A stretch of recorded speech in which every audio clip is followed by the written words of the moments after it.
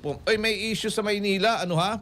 O diretsahan pong sinagot ni Manila Mayor Isko Moreno ang mga batikos sa pagtaas po naman ng garbage fee sa lungsod ngayon noong 2026.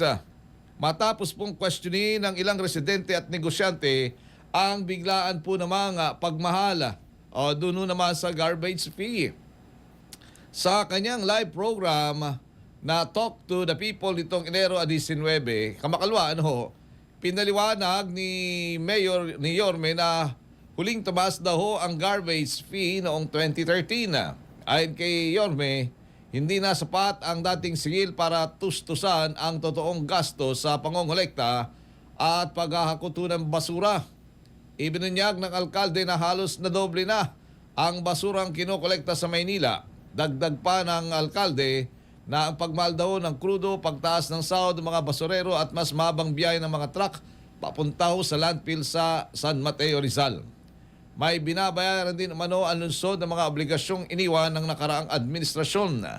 Aminado ho si Moreno na mabigat ang desisyon pero giit niya mas mabigat kung babagsak ang serbisyong pangkalinisan ng lungsod.